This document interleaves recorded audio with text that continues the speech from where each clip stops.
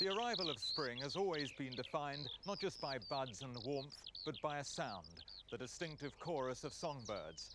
Ancient writers wrote of birdsong as marking the passing seasons, with winter only passing when the time of the singing birds has come. But a report published this week signals we may be in danger of losing the sounds of spring.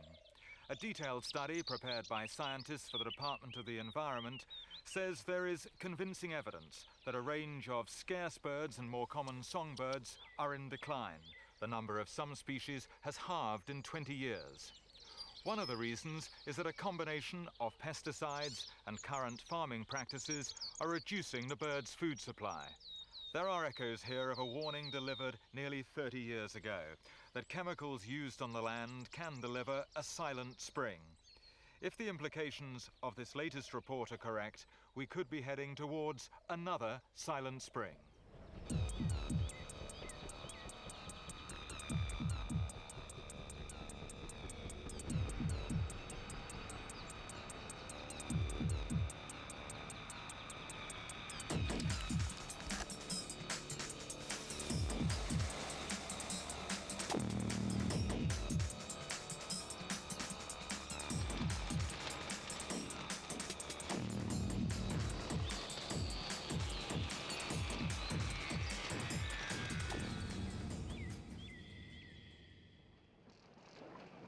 This is one of the nation's best sellers, first printed on September 27, 1962.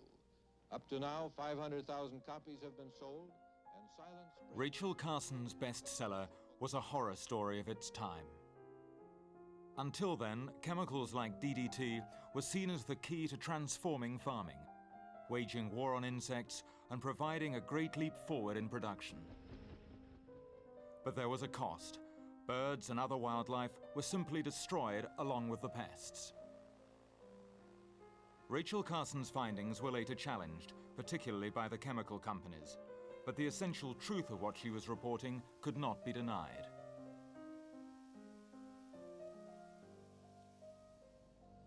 With her book, an innocence was lost. Both in the United States and elsewhere, it was understood that the miracle of cheap food and high yields came at a price, which was unacceptably high. So a lesson had been learnt. Some of the more lethal pesticides were banned and the use of some chemicals in the fields restricted. Back then it seemed that a brighter future for wildlife had been guaranteed. How much more proof is needed? If our land is being drenched with poisons that kill the things that birds eat, should we be surprised that birds... Yesterday in London, a report was released which revealed that the danger of pesticides never went away. It details the continuing effects of agricultural chemicals on Britain's farmland birds. The findings are alarming. For the first time, a government-backed report has collated facts and figures about what is happening to some of our best-known species. What better symbol could there be than a skylark soaring in numbers, that is? We're not talking about direct poisoning of birds here. We're talking about effects that operate through reducing the food supply of birds and therefore... The report has been coordinated by the Royal Society for the Protection of Birds, but many other wildlife organisations have contributed. Most of us farmers are in business to produce food in this country. We all want to know why these changes are taking place. Hopefully with a new government, there'll be a little more passion in seeking the kind of scale of reform that is essential. But in the This report poses a challenge not just to the farmers and the agrochemical industry in Britain, but to us, the consumer. It's remarkable, I think, that this is the first time that that has happened. We should probably all be a bit ashamed that nobody's done it before. What was the situation really like 30 years ago? Well, the big problem then was that pesticides, these chemicals that are used on crops, were directly killing birds. So they were poisoning them, basically. And some of the species that were most affected were birds of prey like sparrowhawks that disappeared completely from this part of the world. So what happened to those chemicals? Well, gradually they were phased out, but there's a new range of chemical pesticides which cause different problems and perhaps bigger problems now. They kill off insect pests and weeds in the fields. They don't kill off the birds, but what they're doing is getting rid of the food that the birds depend on. That's the big problem now. The birds are being starved to death because of pesticides rather than poisoned to death. Those who know the countryside well have been saying for years that some of the more common birds are becoming rarer. They had an instinct that something was wrong, but they didn't have the facts. Now it seems that the anecdotes were ahead of the scientific evidence. There's a park in North London, in Wembley, I visit quite regularly. And in the 70s, we used to have flocks of up to 30 to 40 tree sparrows. By 1979, they'd all gone. I remember a few years ago, in my local patch in the North Nottinghamshire area, my father and I were monitoring breeding pairs of lapwings, and we used to find 60 to 70 nesting pairs. We're now very lucky to go out and find 5 or 6. I saw many changes in 30 years. One which seems to have changed most was the bullfinch. I remember the time when bullfinches were particularly common in woodland, but now I probably don't see more than 1 or 2 bullfinches a month. Well, I've noticed particularly swallows have declined over recent years. We used to get several nests in the stables. Last year there was only 1 nest and they only managed to produce 1 brood as opposed to perhaps 2, perhaps even 3 broods some years.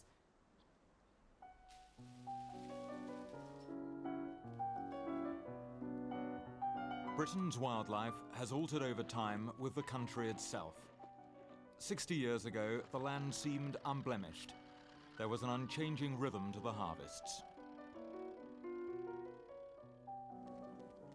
Britain could not feed itself, but it didn't matter. There was an empire to make up the difference. But the war changed farming forever. Self-sufficiency became a matter of national importance. And when the austere years of war were over, low prices and abundant food became an article of faith with politicians of all parties.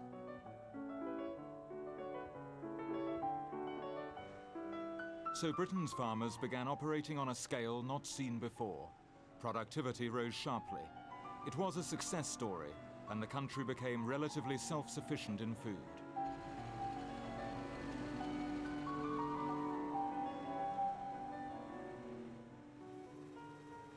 There had never been harvests so bountiful, but success was achieved not just in the fields, but in laboratories. Agrochemicals are as important to me on this farm as the chemist shop is for my family. They've both got to be used when necessary, with great care. But without them, we'd be finished. Oliver Woolston farms 2,000 acres in Cambridgeshire, producing a range of arable crops. Like any businessman, he believes he must offer a quality product at the lowest prices. 775. When I started farming in the very early 1970s, we on this farm tried to get 2 tons of wheat to the acre, and normally we got 1.5 tons of wheat to the acre, and we thought that was not too bad. By the end of the 1970s, only 10 years later, we were trying to get 4 tons of wheat to the acre, and regularly getting 3 tons of wheat to the acre, which meant that during the period of the 1970s, we on this farm, and most farms in East Anglia and throughout the UK as well, doubled their yields of cereals in 10 years, which is unbelievable. It's never happened in the history of agriculture since the Garden of Eden, to double your yields in 10 years. Why was that possible? Because on the face of it, it's a miracle. And this is part of the reason. Cycocel is a growth regulator. This is a chemical which you spray on the crops in the middle of the spring and makes the straw thicker and the crop shorter, so it can carry more weight. Now, on the face of it, some people may say, oh, that's very unnatural. And indeed, it is unnatural. But then most medicines are unnatural. And you may say, but this is poisonous too. And it says, look, harmful if swallowed. And it is harmful. But then I've got some nose drops, which I brought from the medicine cabinet in my bathroom. And it says here, keep out of reach of children. That's harmful. That's poison, but it doesn't stop us using nose drops, providing we use them at the right dose in the right way. What else have I got? Oh yes, calamine lotion. You can't have anything more normal, more natural than calamine lotion, and yet it says for external use only, which is a doctor or chemist way of saying this is a dangerous substance. So we've got to be on our guard against a double standard here, saying you wicked farmers, you're using growth regulator, look, it says harmful, you're poisoning the ground, and yet we quite happily use calamine lotion on our own skin.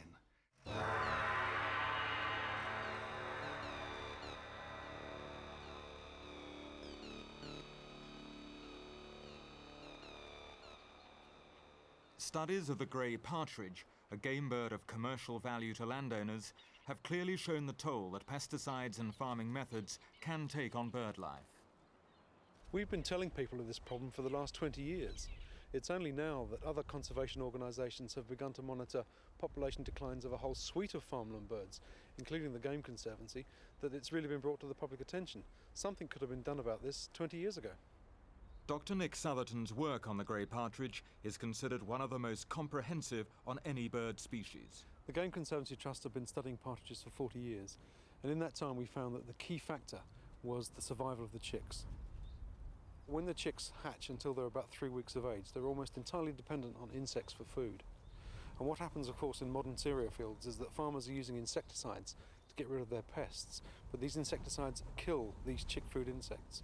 The problem is worsened by the fact that these insects in turn are living on the weeds in these fields. So that, of course, when farmers use herbicides, they're actually taking away these host plants. The result is you get fewer of these insects now in modern cereal fields, and we're finding that the partridges' chicks are literally starving to death. What's been the impact, say, on an individual species?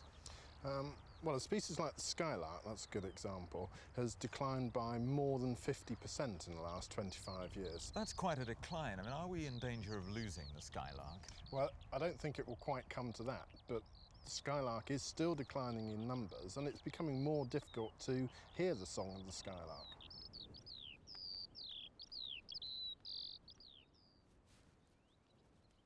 It's estimated that 1.5 million pairs of skylarks have been lost over the past 25 years, and the rate of decline is still rising. Scientific research into this bird is at an early stage, but their lack of breeding success does appear linked to intensive farming and pesticides.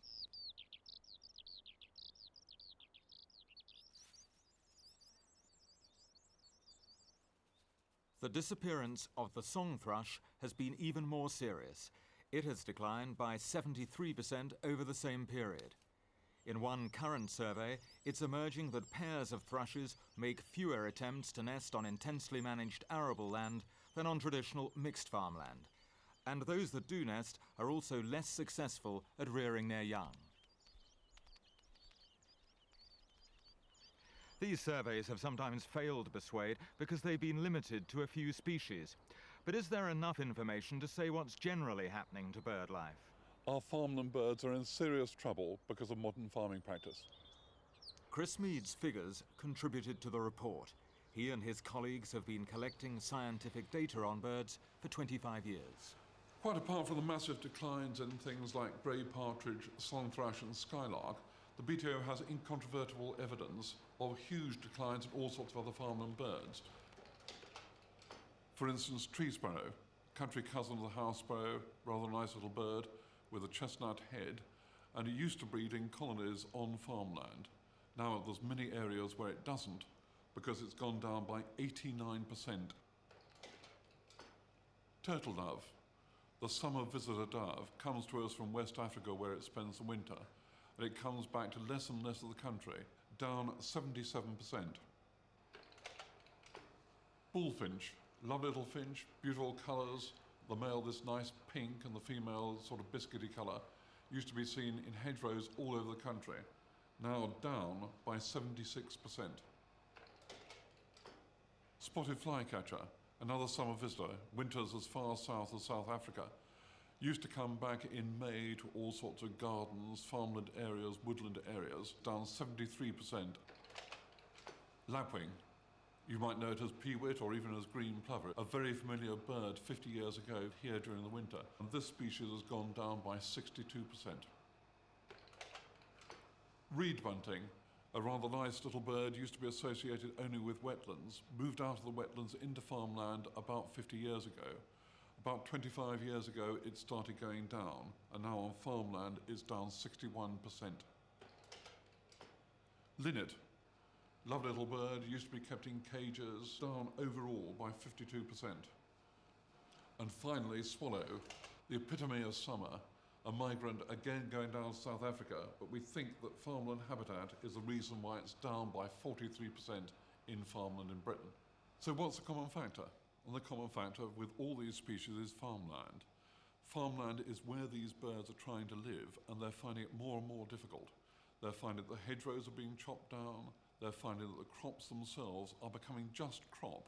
And even in the winter, when they used to have stubbles to feed on, now we're increasingly planting our new crops in the autumn, so there's no winter stubbles for the finches and larks and so on to feed on. If only we can get a certain amount of the primary productivity in farmland devoted to wildlife, only 2 or 3%, that's going to go a long way to solving the problem. There seemed to be a problem with the indirect effects of pesticides on birds. No other organisation seemed to be really getting to grips with it, so we've endeavoured to get a literature review done. Dr. Arnold Cook was one of the editors of this week's report. He works for English Nature, a government-sponsored body that monitors the countryside. The review considered 40 farmland bird species, and it found that out of those, 24 species were declining. Now, of those, 20 species were looked at in some detail, and it was found that we could not rule out the indirect effects of pesticides as contributing to their decline. And when you talk about indirect effects, what are you referring to? Primarily what we were looking at here was effects on the bird's food supply, whether those organisms have declined and what relationship there might be between pesticide use and the declines of those organisms and the birds themselves. I'm sure many people reading your report will be rather surprised because they probably thought that 20, 30 years ago we'd sorted out the problem of pesticides. This is a different sort of problem, and it's one that's crept up on us rather stealthily. And I think one interesting fact to come out of this is that although these declines started off in the 1970s, it was actually 1990 before they were reported in the literature. So we're talking about a gap of 10 to 15 years. Are we using more chemicals today or are we using less chemicals today? In terms of tonnage, then pesticide use has decreased. But if you look at it in terms of the area treated, pesticide use has actually increased. And are those pesticides that we use today different? Are they more active? They are more active. Many of the chemicals, because they can be used at lower doses, people say, well, this must be good for the environment because less chemical is going on. And if you compare a modern insecticide with an old-fashioned insecticide, you may find that the modern one is applied at less than 1/100th of the dose, but its effect is comparable to that of the old one in terms of what it kills across the board. This week's report makes clear the case for urgent action. It's not just the numbers of birds that are declining, it's the rate at which they're disappearing. The numbers of at least 10 species have halved in just 20 years. And the insects and plants like these which the birds feed on have been vanishing just as fast. And if that wasn't serious enough, there are other natural factors that have been exacerbating the problem. The weather, both long and short term, can have an impact on bird populations. Last year's cold, late spring resulted in poor breeding for many species. The continuing drought also takes its toll on chick rearing. On its own, the weather may not be that significant, but if bird populations are already weakened by lack of food due to pesticides, then it can tip the balance. Predators kill a considerable number of birds. Among the culprits is the fox, known to take ground nesting birds or eggs. There are other suspects. Grey squirrels, domestic cats, magpies, and birds of prey like sparrowhawks. Native predators have always been with us, so species like sparrowhawk and magpie, they're certainly increasing in numbers and they do eat a lot of birds, but there really is no evidence to suggest that they're having a big impact on the numbers of any of these species of declining songbird.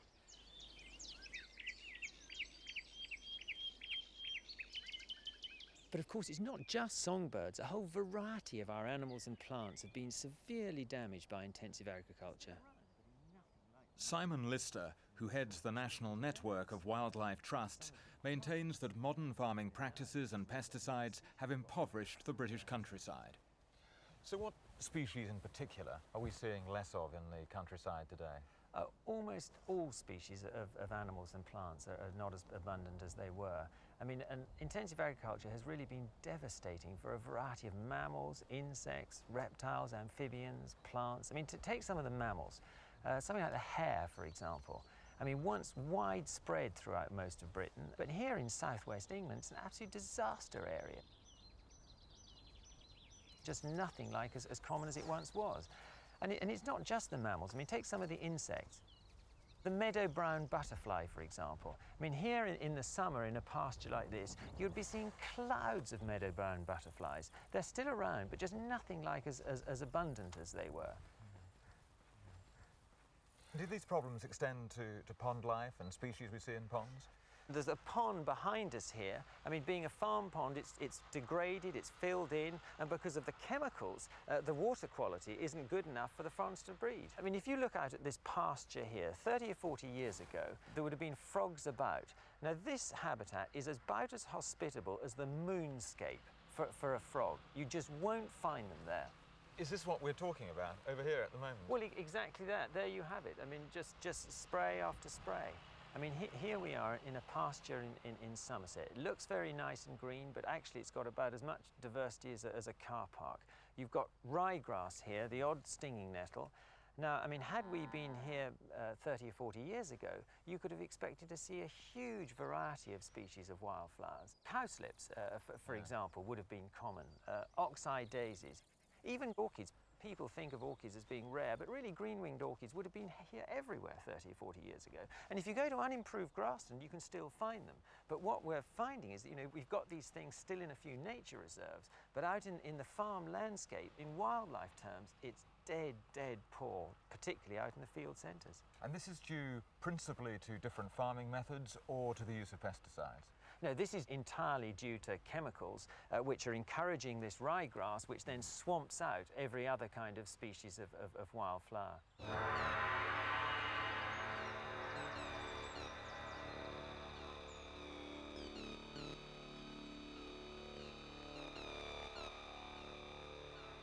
People are looking for low input farming.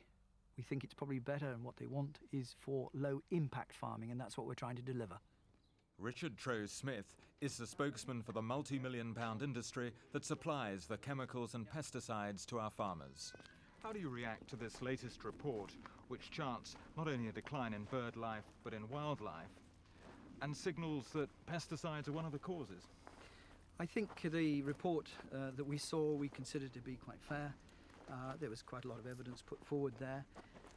And I think we would not gainsay the fact that it's well recognised that there are effects, indirect effects of pesticides on wildlife. You accept that pesticides are one of the principal reasons why some of our bird species are disappearing? No, certainly not the principal reason. I think it's much, much more complicated than that. Just one of the reasons. We've got to think about things like loss of habitat. There's a considerable loss of habitat. We've got to think about the changes in crop rotations, the fact that farmers are growing crops in large blocks of land, where it'd be much better to produce a mosaic of smaller plots. The fact that they have been putting in autumn-sown crops rather than spring-sown crops, so you haven't got the autumn stubbles for the birds to feed on. There are other factors, as you say, but the report is quite specific that there is a direct correlation between decline in species of birds and the use of pesticides. Certainly for some species of birds, I think we can show that the fact that at a critical time in their breeding period, they are probably not getting sufficient weed seed or insects at the crucial time they need them. And I think such is the efficiency of our products now, that is having an effect, yes. Isn't it rather depressing? 30 years ago there was this big international scandal about the use of pesticides killing off birds, and yet here we are 35 years on and we're still confronting a problem where what's used on the land is actually having such a damaging effect on our wildlife. It's a very different picture from what it was 30 years ago. 30 years ago there were, yes, direct effects on the things. The products then were having a direct effect on the thing. What's happening now is an indirect effect, because in the intervening years we learnt the lessons as an industry of what was happening 30 years ago. One of the things we've been doing is altering the chemicals we're using. For example, in the old days, until about 5 years ago, if I wanted to kill an aphid on wheat, an aphid on wheat, by the way, is like green fly in your greenhouse. It's something which invades and you've got to get rid of it, and fast. I would use something like this. And this is a pretty strong insecticide that just about kills every insect. And of course the insects are the food of the birds, therefore if you kill all the insects, there's nothing for the birds to eat. So instead of this, we now use a rather different one. It's a selective aphicide, and it only kills a relatively few bugs, including the aphids that we want to kill. It's not perfect, but instead of using a sort of scattershot, kill everything, and you solve the problem, we're now trying to target our enemies, in this case aphids on wheat, a great deal more selectively. And in general, we're using fewer chemicals than we were 10 years ago. I think you should be aware, if you like, the watchword that we're using it as an industry, and also the government is using, is that we will use as little as possible, but as much as necessary. And that's crucial. Why do you say as much as necessary? Because if you use too little, it is ineffective, or it just doesn't do the job, it doesn't control something. You mean we won't produce enough food, or we won't produce enough food at a certain price? It won't actually do the job for which the product was designed.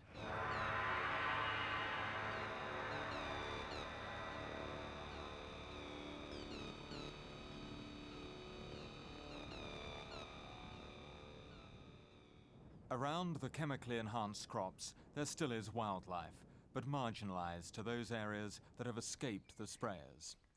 People still see lots of rabbits around the fields and other forms of wildlife, so there are still some good things happening, aren't there? Oh yes, we must get things in perspective. It's in the field centres that by and large things are so bad, but of course at the field edges there are still some very important wildlife habitats. Indeed, just behind us there's this piece of rough grassland, there's a pond here. Let's go and have a look and see what we can find. Okay. What would you expect to find there? Would you expect that to look very different? Well, yes, of course, you see the habitat's much better here. Got different species of plants here. Look, there's a grass snake.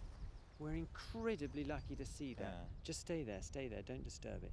We're fantastically lucky. That's the first snake I've seen this spring. But also, I mean, I'm amazed to find it here, because although this is a nice piece of rough grassland, they like large areas, and we're surrounded by this intensive... They're really rare now, are they? Well, I mean, their distribution is throughout southern Britain. They were once common and widespread, but they're now in rather restricted pockets, and in this sort of farmed landscape, we're really, really lucky to see it. Wow, just look at the green, the sort of yellow collar they've got. Oh, isn't he beautiful? There he goes.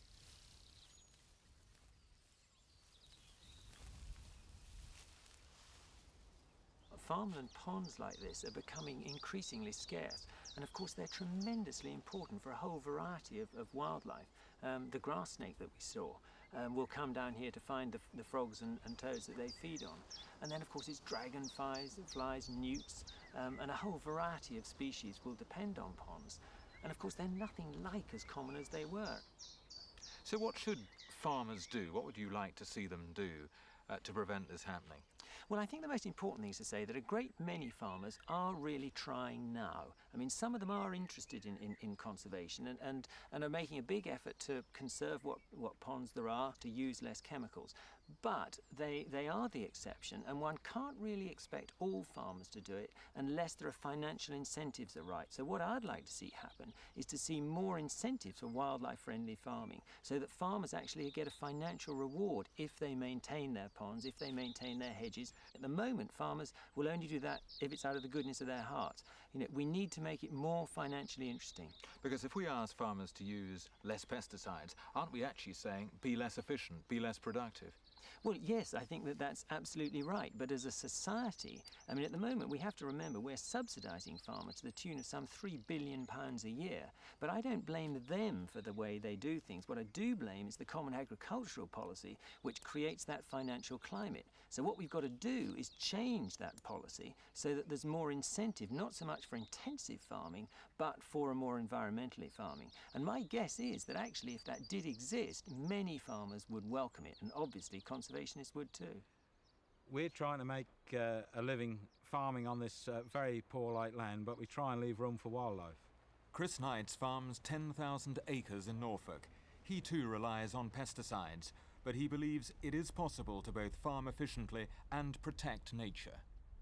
To a forester, this neglected woodland is a nightmare, but to blackcaps and great spotted woodpeckers and things, that's an ideal piece of habitat. We are quite an intensive farm, and we grow parsnips, carrots, salad onions, and quite a large acreage of lettuce, but we have wild areas right next door to it like this. This was an old marl pit. That's super for willow warblers and the odd whitethroat and the linnet's nest. That's what gives the diversity to the whole farm, apart from the ground nest and birds, is that you've got all these neglected habitats, if you like. Look at these skylarks just hovering along this edge. And this great big wide bank was here when we took over the farm, and we've kept it here. A fantastic site for nesting partridges and pheasants and yellowhammers and linnets in these, like those gorse bushes. So they're like corridors all around the farm. They connect to wildlife, and when we have a crop which suits them, they just spread out into the field and actually nest away from these banks, and they'll nest all over, like in a parsnip crop when that's first drilled. That's quite common to find skylarks' nests there. On this polythene, the lapwing, although it doesn't look like there's room for them to nest, there is a couple of nests out there what we could just see, and this is an off-duty bird here at this moment, in time as the lapwing change over about every 50 or 70 minutes from the female sitting on the edge to the male taking over. That polythene is actually like its own little ecosystem under there, and although it's very dry at this point in time, it can be quite moist on some of these fields. When you go to pesticides, they take away the food plants for the insects, and a lot of the birds live on the insects. They live on the weed seed. This piece of set-aside, what we've done is left half and actually cultivated half, and that gives a great diversity of habitat. You'll get partridges and hares, which will actually have the leverets in this cover, and you can get the skylarks and lapwings what will nest on the cultivated part. This area has been a quick retreat, and we have a large population of hares. They like, this is really not winter barley, but that's drilled in the very late autumn time. That's a good habitat for the hares to be on.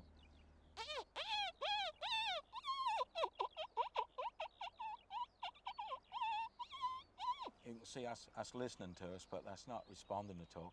Sometimes when you're calling them like that, another hare or two will turn up what you haven't seen and come round from behind you. Our wildlife has benefited, coincidentally, from a European policy aimed at reducing food mountains. Farmers are now paid for taking strips of land out of production. Known as set-aside, these uncommercial patches are proving, by default, to be a lifeline for many species.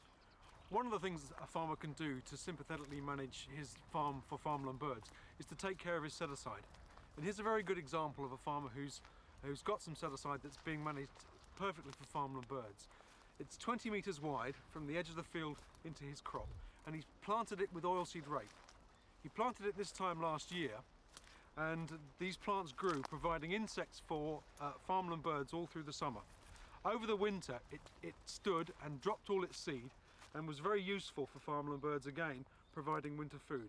It's come up again this year, and as you can see already, the heads are covered in insects that will be used by farmland birds to feed their chicks.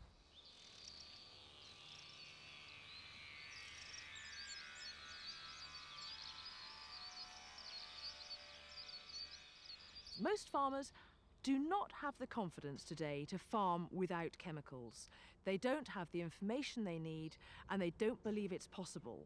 What we've shown here at Eastbrook is that it is possible, that it's commercially viable, and that it's great for the environment. In 1986, Helen Browning turned her land in Wiltshire over to organic farming. She uses no chemicals and says her farm is profitable. She rejects the idea that you can only compete in the big markets by using pesticides. Basically, organic farming is about not using agrochemicals. That's very simplistic, but it does mean we have to go back to using traditional methods like rotations. It's usually a mixed farming system involving livestock as well as crops. We're using manures to fertilise the ground. We have to make sure that we look after animals in a very appropriate way so that they don't get ill and don't need drugs. And so it's a way of making sure that our agriculture is sustainable, as sustainable as it's possible to be. The exciting thing about organic farming is that we're working with natural processes largely, rather than fighting against them. So, for instance, these broadleaf weeds in this crop here are actually useful to us because they will provide a habitat for predator insects, which will control our aphids when they come into the crop later in the season. And so, just as the bird life wants this weed to be here, so do I. That is a principle which has completely been forgotten about in conventional agriculture. Furthermore, I mean, the soil on an organic farm is always improving. It's always got more bacteria and bugs and invertebrates building up in it. And we've found that over the years, our yields are increasing. And the farm staff notice these things. They really do have noticed. Well, I've been here 17 years, and I've seen commercial farming to organic farming. And I think the striking difference I've known is the bird population. The small birds, the goldfinches, the yellow hammers, chaffinches. You see them a lot more now than whatever you used to. And the birds of prey, there's a lot more of those about. You see them hovering in the middle of the field, where once upon a time it was just down the roadside, because we've stopped all the sprays and the artificials. I'm sure that's helped a lot. One of the things that we've found at Eastbrook over the last 10 years is that the longer we farm organically, the higher our yields get. Farmers don't believe this until they see it in practice, but it's true, because the fertility of the soil is increasing all the time, the organic matter levels, the number of earthworms. So now I see organic farming as securing our future food supply. Unlike conventional farming, which is running into the buffers with soil erosion, problems of herbicide residues, yields are peaking in conventional systems, and I believe will at some stage start to drop. But organic farming is enabling the environment to supply us longer term without in any way damaging, in fact enhancing, our biodiversity. If I were to be an organic farmer and other farmers with me, where would all the food come from? Because once upon a time we all were organic farmers. My dad was an organic farmer. Before the war, everybody was organic. And the wheat, where did that come from? Canada. And the meat, that came from Argentina. And we've now got 56 million people living on this island, and they all want food that's cheap and clean and good, and you simply can't do it. If you're organic, you can supply ladies who drive Volvos and read The Guardian with plenty of money in their back pocket. But organic food costs about 40% more than conventional food, and there aren't many people other than the rich middle classes who'd be prepared to pay that. So from economic grounds, I couldn't do it. Two of the largest supermarket chains are having to import organic vegetables to meet the growing demand from their customers. So it may just be that we are turning to organic food. I do buy organic vegetables because they're better for your health and they're not sprayed with pesticides. And I would like it if they stocked more in the shops generally. I'd love to buy it if it was cheaper, but it's far too expensive really for students to buy. Things like carrots, I would prefer to buy organic ones, but I just can't afford them all the time. Talking about 60 pence a pound rather than about 14 pence a pound. Well, the main reason I buy organic vegetables is through health reasons, but I'm also quite concerned about environmental issues and the loss of wildlife through intensive farming. I'm doing it from a selfish reason, I think, because I don't trust the people that make food. I don't trust what they say about a lot of things, and I like to try and eat healthily if I can do. I want to support organic farmers. I want more farmers to start farming in a way that's not going to harm the environment or the people eating food. But the fact is, however we look at it, we're not really reducing our use of pesticides, are we? And that's rather depressing, isn't it? We have actually reduced the amount of active ingredient we're using on our crops by about 22% in the last 10 years, but so it is happening. No, but let's be clear about that. That's the weight. Mm-hmm. That's only the weight. That and is the actually weight. what you're using is more active and powerful. It is active in a different way. It is much, much more specific. And it is also, the products we're using today have been developed so that they don't have any effect on the non-target species or elsewhere in the environment. And yet that is what's happening, isn't it? That the non-target areas, the birds, some of the other wildlife, are being affected. It may be your intention that they're not affected by pesticides, but that is actually what's happening, isn't it? It has been happening, yes, but everybody is doing a lot, I think, now to try and improve the situation by giving a lot more advice on how to use the products much, much more skillfully and intelligently. But farmers are businessmen, aren't they, really? So why is it in their interest to reduce the use of pesticides? One of the areas that it does suggest here is introduction of incentive schemes for farmers in order to get them to farm in an environmentally friendly fashion. It also suggests the increased uptake of integrated crop management. What do you mean by integrated crop management? It's a sort of whole farm approach. It involves using rotations, it involves using varieties that are going to be resistant to pests and so on in order to reduce the chemical input. It involves working with nature rather than against it. You're in the chemical industry. Surely it's in your interest for the farmers to keep buying chemicals.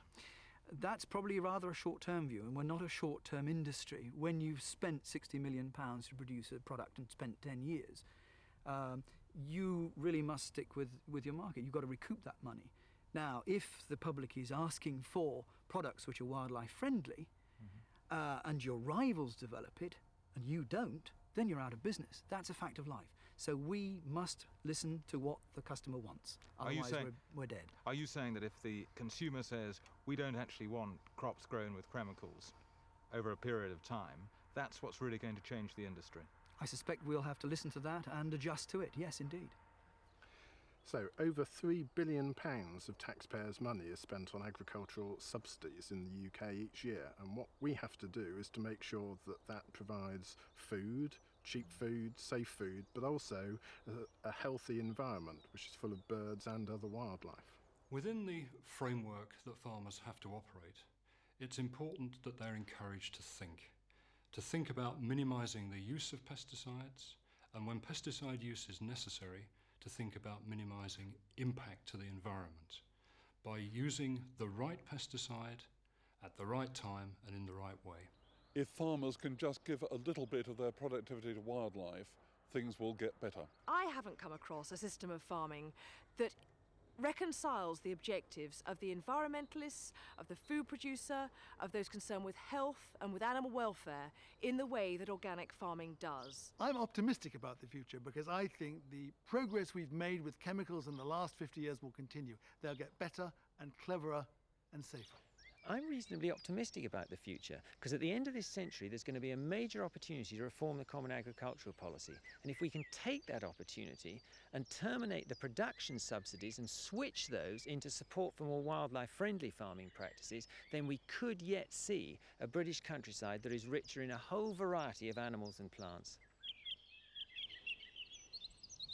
These latest reports, both anecdotal and scientific, pose a challenge not just to the farmer, but to us, the consumer. For it is clear that if we continue with our current system of food production, it will be at the expense of wildlife. But there are signs of new thinking, a growing recognition of the need to redirect subsidies towards more environmentally friendly farming. But for the moment, we're still playing at the edges. But if the spectre of the silent spring is to disappear altogether, it will be because we have learnt to reconsider the real price of cheap food and the cost to wildlife and our countryside.